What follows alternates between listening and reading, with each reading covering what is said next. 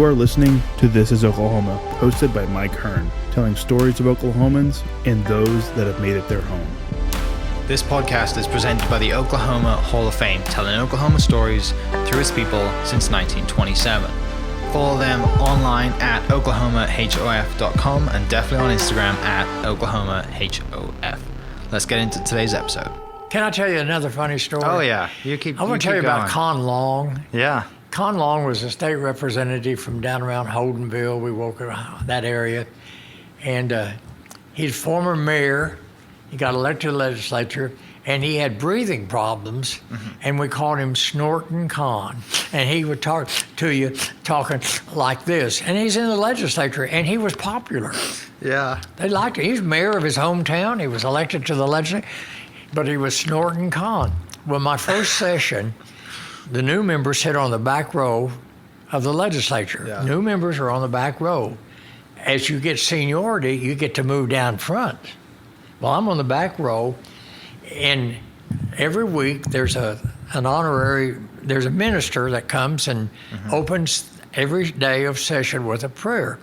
And each various legislators over the year will bring their local minister in.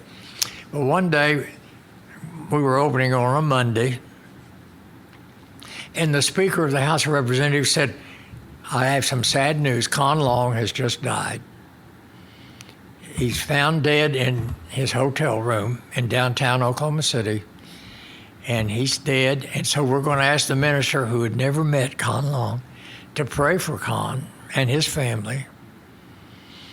And then we're going to adjourn for this legislative day to honor the memory of State Representative Con Long.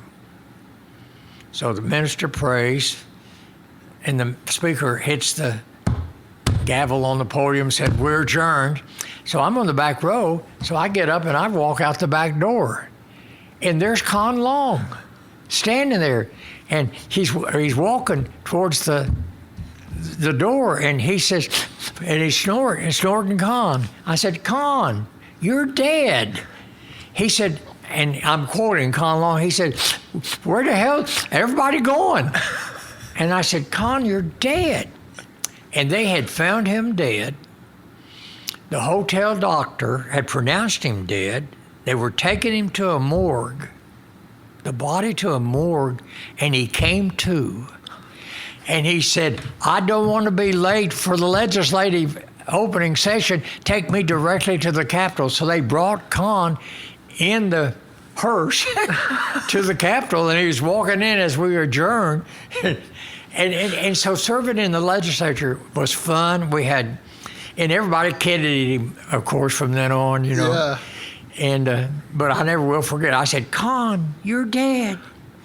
But you think about people you served with and what they did, what Con did for his hometown, the roads he got built, the bills he passed.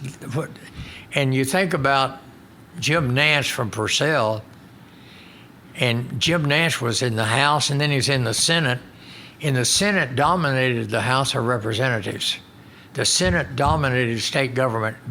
The governors worked with the Senate more and hardly ever worked with the House, because the Senate would control everything. And Jim got defeated running for re-election to the Senate. So next election, he ran back for the House and got re-elected. And he came to the House and he said, now, if you elect me Speaker, while I'm Speaker, I will bring the House of Representatives into as much power as the state Senate has. They will not dominate state government. And boy, we elected Jim Nance, and the Senate had trouble. They wouldn't consider a lot of the bills we passed in the House, so he just would put bills in committee and just leave them in committee until the Senate had taken up some of the House bills. But you think of people who serve you, and I can think of leadership in the Senate. I think of all the governors, and I serve. Now here I am, a Democratic lieutenant governor. I serve under 4 different governors. As I said at the beginning, the lieutenant governor is not a partner of the governor. So I served under 1 Republican and 3 Democrats. But all 4 of them were saying, we need the lieutenant governor to do things. Now, let me stop right there and say, you need to know the law. Yeah. Every state there was one state when I was lieutenant governor that did not have a lieutenant governor. The next in line to be governor was the state auditor or something. Mm-hmm. But everybody else, the lieutenant governor was the governor. Well, every state passes what in the Constitution sets up when the governor leaves the state, who runs the state? Yeah. Mississippi, the governor has to be out of state 2 weeks before the lieutenant governor has any authority.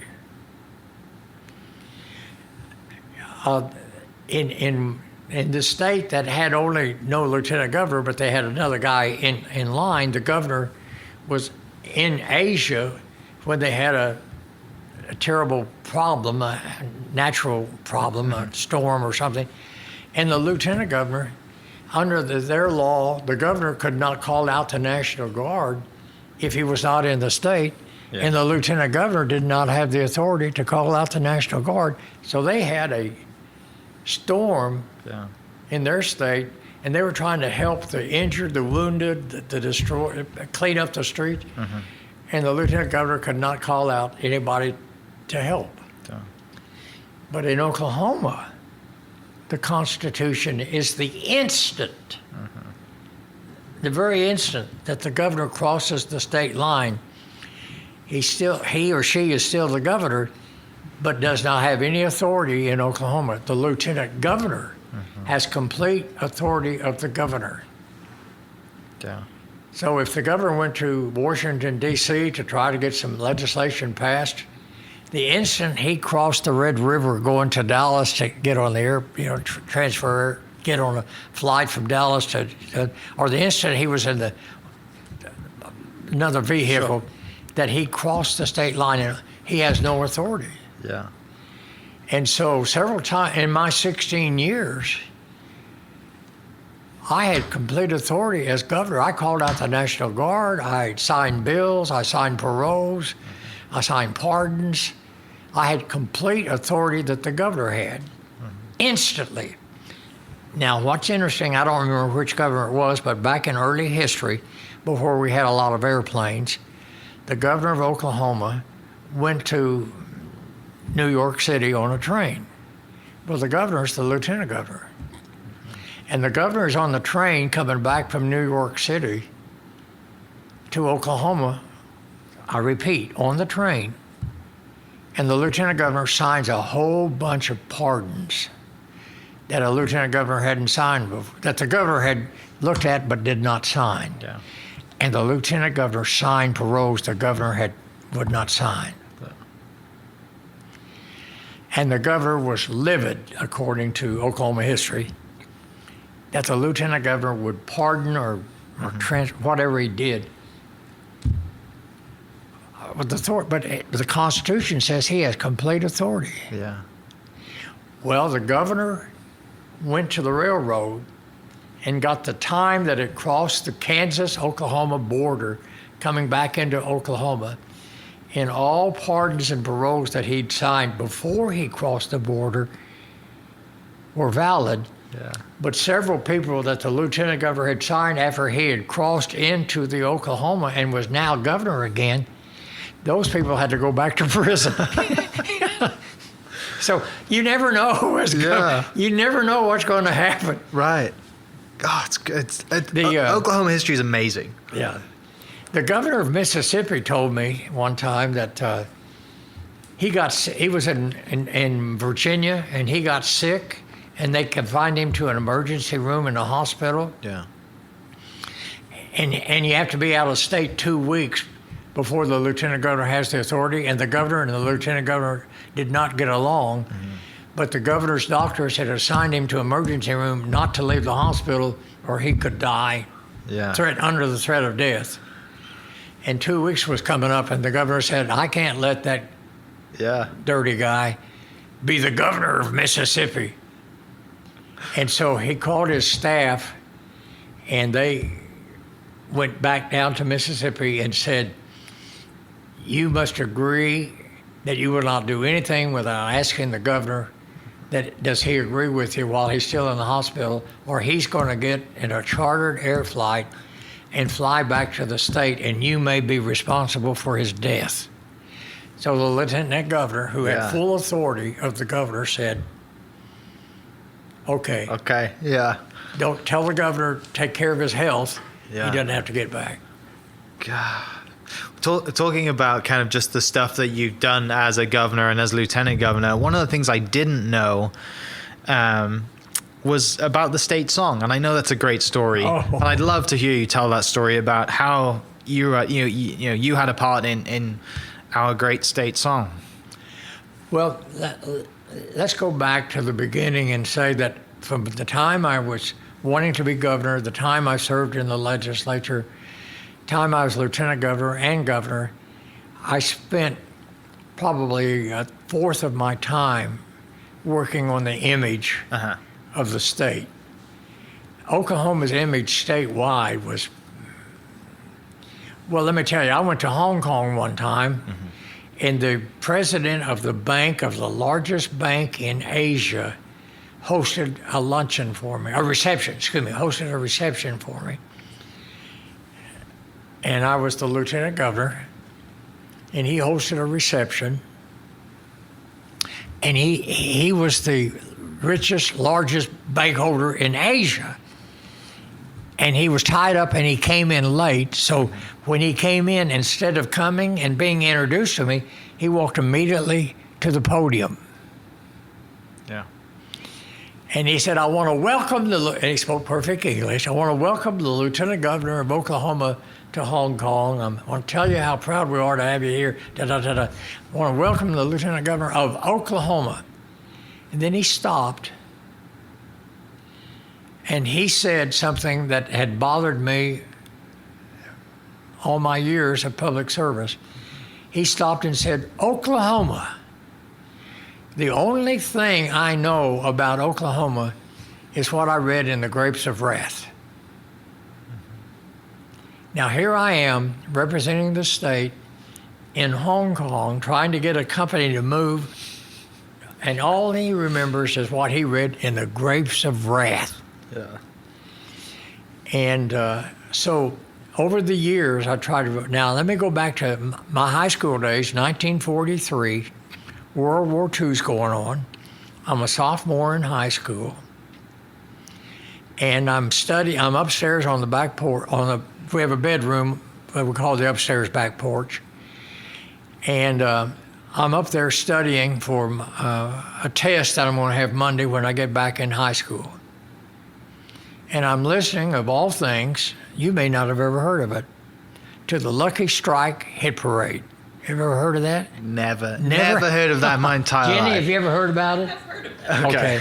It tells your age, Jenny. The history. The Lucky Strike Hit Parade, every Saturday night on radio, no television, on radio played the top 10 most popular songs in America. And they would roll the drums. Number 10, da-da-da-da-da, then they'd play it for 2.5 minutes a record. Yeah. Number 7, they'd play another one. And I'm sitting there listening to the Lucky Strike cigarettes. I'm listening to the Lucky Strike Hit Parade. I'm studying for a test. Number 1 most popular song in the nation, number 1 most popular song in the world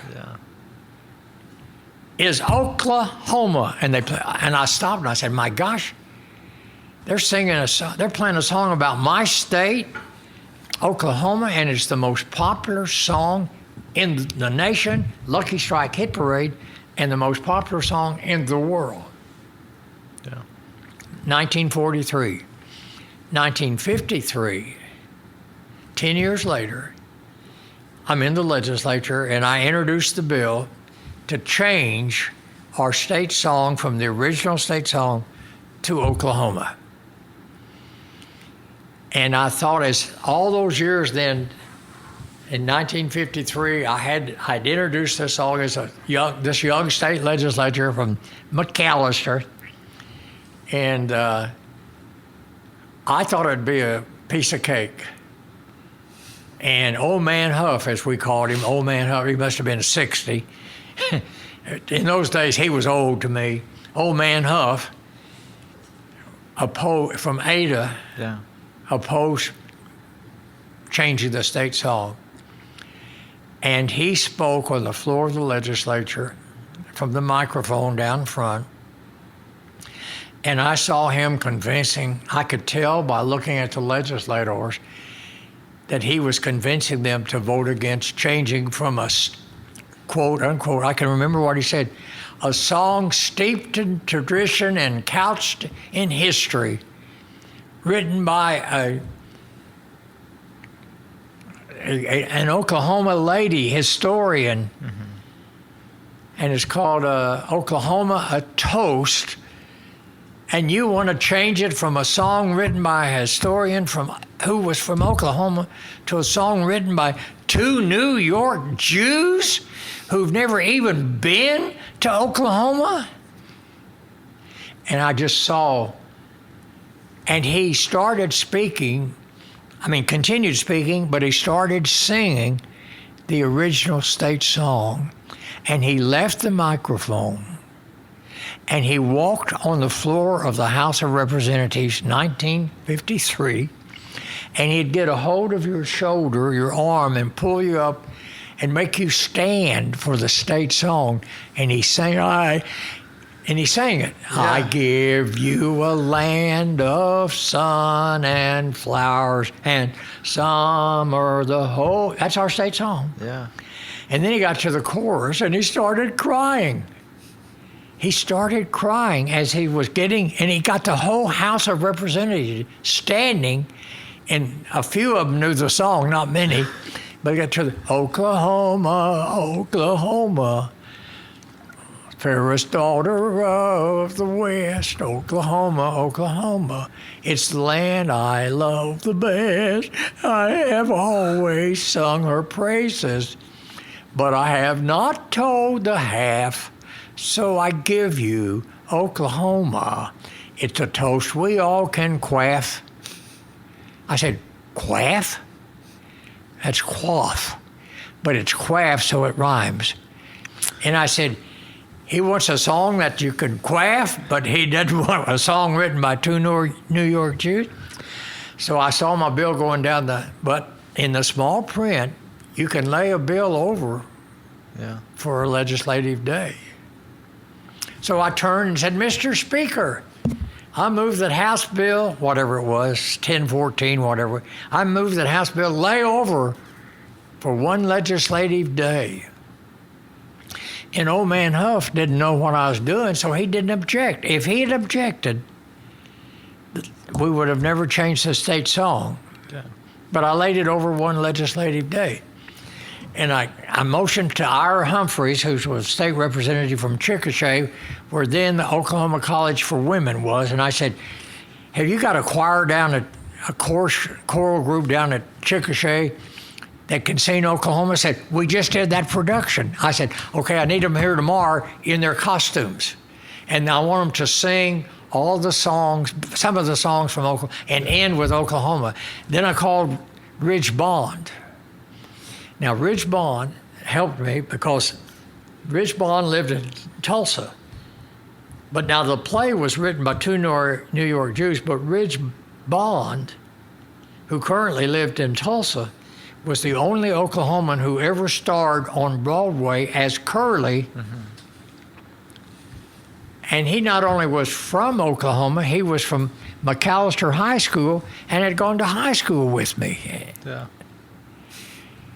So I called Ridge. I said, Ridge, you still got some of that stuff that crap you wore? That's what I used.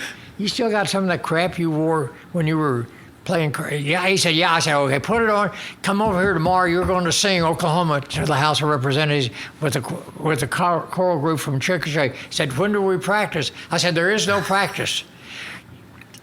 You just go in and sing with them. Yeah. Okay, now I got to tell you the story that shows I'm a politician. Now, I'm telling you the story of Oklahoma because that's public service. Yes. But to show you I'm a politician, I called Jenkins Music Store in downtown Oklahoma City. I said, this is State Representative George Nigh. Have you got any legislative bill under consideration you want passed? And the manager said, yes, we do, matter of fact. I said, okay, I need a piano tomorrow. He said, what? I said, I need a piano on the floor of the House of Representatives tomorrow, and send me the number of your bill. Yeah. And the next day there was a piano from Jenkins Music Store, and I think I voted, I know I did, I voted for the bill that they were interested in. Yeah. But the piano was there, and I got up and I said, Mr. Speaker, I ask unanimous consent that we allow the choral group from the Oklahoma College for Women to come on the floor of the House of Representatives and entertain us. Mm-hmm. Nobody objected. Nobody knew what I was doing. Yeah. And the choral group came in and they sang, oh, what a beautiful morning. Oh, you're saying all the songs and da-da-da. And then suddenly the girl on the piano from Jenkins Music Store went boom, boom, boom, boom, boom, boom, boom, boom, boom, boom, boom, boom, boom, boom, boom, boom. And Rich Bond had been hiding in his costume in the House men's restroom, kicked the doors open to the floor of the legislature, had his two thumbs in his belt buckle with a big Oklahoma belt buckle, and said, oh, Oklahoma, and he started singing, and the legislature stood and started applauding. There were 300 people in the gallery, and they stood and sang, and I put them all up there. I went around and got all the secretaries and the employees and the pages and the sergeant at arms, and had them sitting in the gallery and said, now, when they sing Oklahoma, you stand and applaud and sing. And so in comes Rich, he starts singing, the choir singing, the legislature stands and sings. And they're all applauding, and they say, you're doing fine, Oklahoma, Oklahoma, O-K-L-A-H-O-M-A, Oklahoma, okay, yeah. I said, Mr. Speaker, I move passage of House Bill 1014. And it passed the very next day. Yeah. But to me, the image now, let me say that I went to Germany. A company in Germany opened an office up in the United States. They opened it up in Tulsa because the owner and he said, it doesn't matter where I am in the United States. I just need an office. And I've enjoyed your visit to Germany. We'll open it in Oklahoma. And they came to Tulsa. And the Hong Kong company came to Norman, et cetera. And it came up, and at one time, we had more international companies coming in than basically any state in the union. Yeah. But what's important to remember is that Rich Bond told me another story about Oklahoma. Now, he went to high school. He was 2 years ahead of me in high school. But he told me that this musical written by two New York Jews was really, they bought the rights to a book that had become a play written by a guy from Claremore. Lynn Riggs of Claremore, Oklahoma, wrote this play, this book, called Away We Go. They bought the rights to it, and they just put in the songs. But the story of Oklahoma was from an Oklahoman from Claremore, and that's what I tell people. Forget the two New York Jews for a minute. Remember, this was triggered by an Oklahoman from Claremore that wasn't even Will Rogers. And so Rich told me this story. They named their play that they wrote the songs for, Away We Go. And they open off Broadway. Yeah. And they said there was no enthusiasm. Where are you going tonight? Oh, we're going to go say Away We Go. And the families, Rogers and Hammerstein, and their people met 2 or 3 times, and they changed the name of the play as they moved around the country. They went to Boston, and they became Away We Go. If you've seen the play, when the couple gets married, they ride off the stage in a horse-drawn carriage, and there's a sign on the back of the chariot, the stage, whatever, and it's rotating. I mean, it's moving, Yeah. and it's Away We Go. So they named the play Away We Go. Green Grow Melodics, no enthusiasm. Away We Go, no enthusiasm. And they said, we've got to get some enthusiasm behind this play before we open on Broadway. And Ridge Bond from McAlester, who starred as Curly, told me that Mrs. Hammerstein said, well, let's call it Oklahoma. And Ridge said that one guy spoke up and said, what's exciting about Oklahoma? And Ridge Bond from McAlester, Oklahoma, played Curly, told me that Mrs. Hammerstein said, let's put an exclamation point after it and name it Oklahoma. So I tell people, let's do for Oklahoma what two New York Jews did for us. Let's put an exclamation point behind it. The name of the play, now not the song. The name of the song is different from the name of the play.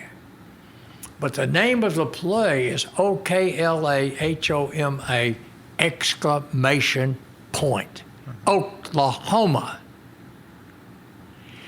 And let me tell you, the crowd stood so much that they play Oklahoma in Act 2 or Act 3, but anyway, it was Scene 2 or so. Anyways, it's not even the opening, it's just some of it's in the opening, but they play it as a part of their story. And the crowd would stand while the stars were singing. 1,000 people out in the auditorium would stand and clap and sing the song with them. And they started, believe it or not, they started announcing before the play started, please do not stand when they play Oklahoma until the end of the entire show. And then you can cheer as much as you want to. And so now, I don't know what they're doing now, but for all those years, they announced, don't stand when they're singing Oklahoma. And so now I'm going to tell you that when I went to Germany and this guy told me he'd bring it over, he hosted a reception at his house out in the country. And they brought me up by a car with a driver to his home, and he had a long front porch. And can you believe it? There were at least 20 people in costume that when my car pulled up in Germany outside of Berlin to this big farmhouse, there were people who could not speak English, but who sang in English and clapped while they sang it, Oklahoma, with an exclamation point. So as I traveled the world, what those two New York Jews did for this state is phenomenal. It's fantastic. And that's what we need to do. I've considered going to the post office. I've considered it, but I haven't done it, and asking the postmaster to check with me if on our return addresses from our companies, Love's, Paycom, OnQ, if from our Oklahoma companies, they've changed our official to OK. And that's the way the song ends. Can you believe it? That the way the United States government changed the official summary, abbreviation for Oklahoma is Oklahoma, OK. If we on our envelopes in our inside stationery printed that we were from Oklahoma City, OK. If we were from Tulsa, OK. If we were from Chattanooga, OK. Can we put an exclamation point on our abbreviated? And that's what I'm thinking about doing. And if they say that nothing illegal about it, I'm going to go to the chambers of commerce and say, let's do for Oklahoma what two New York Jews did. Put an exclamation point behind That's it. a great story. That's such a good story. Well, let me tell you, I appreciate the interview. I'm sorry I've talked so much, but I get wound up when I'm talking about Oklahoma. I really do. And it's like when I was president of UCO. I'd say I'm president of UCO. When Bob Blackburn was head of the Oklahoma History Center, he just recently retired, he had a lot of pins made for me that when I would go to make a high school commencement, I would say, congratulations on graduating from your high school. Now put an exclamation point behind your life as an adult. And then they would pass out to all the students this metal pen. This pen that was a big exclamation point, and Bob Blackburn gave it to me. And in a classic example, I did a commencement speech in Clinton, and I basically have, here I go talking again. I made my first commencement speech while I was running for the legislature in 1950, and I've made at least one commencement speech every year since then. So I'm going to speak at Oklahoma Christian University this year. So this will be my 72nd year of making at least one high school commencement. But I've used the theme lately, like I said, I don't write speeches, that you can do it from here. And I mentioned Carl Albert. Just think from Bug Tussle, he became the most powerful man. Just think Bob Kerr, born in a log cabin in rural Ada, Oklahoma, outside of Ada, became, according to Life magazine, the uncrowned king of the U.S. Senate. He did not become president of it, but he became the uncrowned king. And in the article, they said that President John F. Kennedy got what Robert S. Kerr would let him have. And at the same time, the two most powerful men in the United States Congress was from Bug Tussle and a log cabin south of Ada, Oklahoma. Both of them at the same time. You can do it from here. Well, I was speaking at Clinton, and I thought, wow, Highway 66. I looked out the window, and there was, not out the window, I'm sorry. I looked out, and I said, right there, that's Highway 6. Look at that. That's Highway 66. And it runs from Chicago, and I sang the song. If you ever travel 66, get your kicks on Route 66. It goes from all the way from Chicago to LA. Highway 66. And I said, now let me point out to you that there's more miles of Highway 66 in Oklahoma than any other state in the Union. And when I went to Germany on another trip, I was told one time there were hundreds of Western organizations of groups that dressed up like cowboys and met monthly for a reception, and they dressed up like cowboys.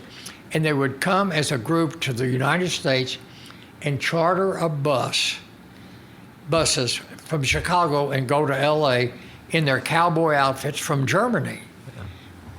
And I said, did you go through Miami, Oklahoma? Well, they didn't. But anyway, so I said, get your kicks on Route 66. And I thought, okay. What's the first town on Route 66 coming in? You're near Commerce. Mickey Mantle became the home run king after Babe Ruth. Mickey Mantle from Commerce. So you're coming in on Route 66. And you come down through Miami, you come down through Tulsa, you come down through Claremore, home of Will Rogers. You come through Tulsa, Academy Award winners, Miss America. You come through, and I just named towns you go through, get your kicks on 66. And I'd name basically all the towns and then pull out a name. From Okemah, pull out a name that they got their kicks that live, they're from Oklahoma. You can do it from here. Garth Brooks at El Reno, Oklahoma City. Just think of all the people who got their kicks from Oklahoma City and Tulsa, and go out to Clinton and Weatherford. And one time I was speaking in Weatherford at night in the football field at a commencement at Southwestern State University. And I looked up and I said, look at the sun setting. It's setting. I'm speaking to you here at Weatherford, Oklahoma. I'm talking to the high school senior class, saying, get your kicks on 60 stick, put an exclamation point behind your life, that you can do it from here. You can do it from Weatherford. Look at that sun. Do you see that dot? Do you see that dot? Now, I'm serious. You see that dot? That's Colonel Tom Stafford. Excuse me, it was the moon, not the sun. The moon was coming up. I said, do you see that dot in front of the moon? That's Colonel Tom Stafford returning from going around the moon, returning to the U.S., who graduated from Weatherford High School. And I'm speaking to the commencement, the seniors, trying to say you can do it from here, and that's my whole speech. Yeah. Forget what I'm going to tell you. Let's just sit and watch that dot move for a while. Yeah. And he put in a huge museum that's there today at the airport in Weatherford, Oklahoma. Yeah. And I just pointed out, and you go to Elk City, and you get the songwriter from Elk City that wrote Wichita Lineman. So I'm just saying that I get carried away. But I went through life trying to promote Oklahoma, so in my commencement speeches, I try to tell seniors at high school and college, or when I speak to a class at a university, like when I was president at UCO, I would try to say, don't be held back. Well, heck, I'm from Oklahoma. What chance do I have? Because I want you to see. I want you to see what chance you do have. And then I just go through Reba McEntire, Carrie Underwood, Wanda Jackson. I just go through, and I spend another hour giving you names from the panhandle, and it's just amazing. Yeah. The international figures that we've had from Oklahoma. And so I'm not governor, so I'm not telling you what the laws ought to be or what how the legislature ought to vote. I don't do that much. I try not to make too many public opinions about how I think that, because they're the legislator, they're the governor, not me. But I do want to tell the seniors that based on all my experience, as a kid in the 9th grade, as Carl Albert in the 8th grade at Bud Tussle, Oklahoma, says, I want to be a congressman. And in the 9th grade, he said, I want to be governor. Yeah. That you can do it from here. And that Rich Bond, who sang on the stage at McAlester High School at the assembly program, was a star on Broadway. How Reba McEntire, and just think you can mention Reba McEntire from Atoka County, way down in southeastern Oklahoma. Her dad was a rodeo man. He was a rodeo rider, bronco rider or something. Yeah. And Clem McSpadden, who was president pro tem of the state senate, was a rodeo announcer. And we had the national finals rodeo in downtown Oklahoma City. And he was a friend of Reba's daddy. And he said, have your daughter come up and sing the national anthem from high school or wherever she was in Pittsburgh, Oklahoma, or Kiowa, Oklahoma. Have your daughter come up from Atoka County and sing the national anthem at the National Finals Rodeo. And there was somebody at the National Finals Rodeo that heard her and said, my gosh. Yeah. And went and signed her up. And she got discovered as the daughter of a rodeo rider at the National Finals Rodeo, just singing the national anthem, and she became a #1 musical star in America. Yeah. You can do it from here. It's just amazing. You know, if I tell you, you can edit anything you want to. When I say you can do it from here, what a way to end up. I served with a movie star whose name I can't remember right now. When I was lieutenant governor, he'd played Will Rogers in a movie, And he and I served as co-chairman of the International Birthday Party for Will Rogers. We were international co-chairman. We had a big function at Claremore at the Will Rogers Memorial. Now, let me tell you, Will Rogers used to say he was born in Catoosa because people couldn't pronounce Oologah, but he was from Claremore, basically, historically. Will Rogers from Claremore, Oklahoma, Catoosa, Oologah, Rogers County, named after him. Yeah. Rogers State University, named after him. And I mentioned the Lucky Strike Hit Parade about Oklahoma being the #1 song in the world. Will Rogers was #1 movie star in the world.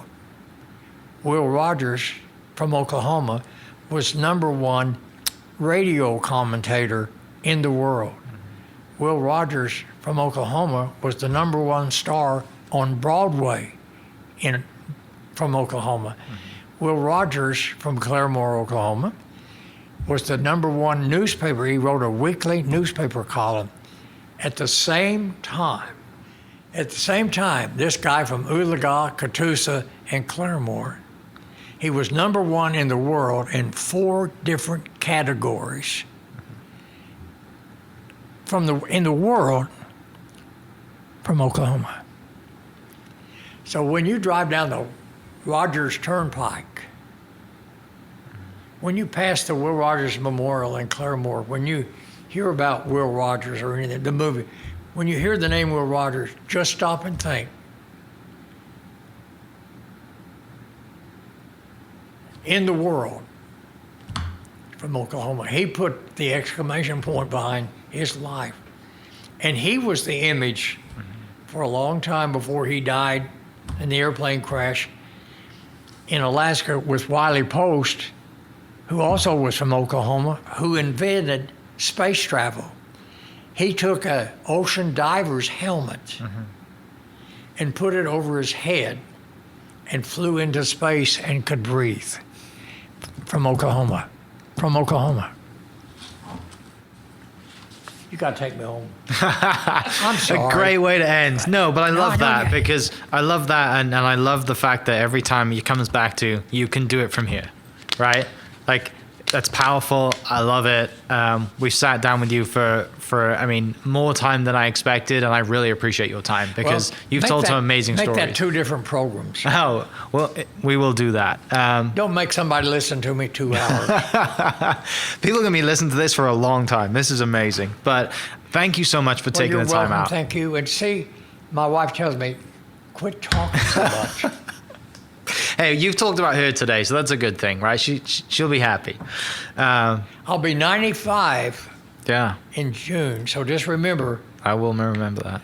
No, I don't want you to remember. I was telling her that I go from the youngest state representative, the youngest high school teacher at the time in McAlester. I go from the youngest. I go from the first time I was elected lieutenant governor, I was the youngest in the nation, to the oldest, first governor still served, still living. Yeah. I'm the first living governor. I've served longer than before any other living governor. Yeah. 9 days. 9 days. But it's a term. Right. Let's go. Thank you so much. I really appreciate it. For everyone listening, I'll put the links in the description to Governor Nigh's description and bio. You can eliminate any of it you want to. We won't take anything out of that. Oh, please do. Thank you so much for listening, guys. We will catch you in the next episode. This podcast is presented by the Oklahoma Hall of Fame, telling Oklahoma stories through its people since 1927. Follow them online at oklahomahof.com and definitely on Instagram at oklahomahof. Thank you for listening. We are inspired by those around us and hope that you are too. Make sure you subscribe to this podcast on your favorite podcast platform and leave us a review so we can keep telling your stories. For more great Oklahoma content, follow This Is Oklahoma on Facebook and Instagram.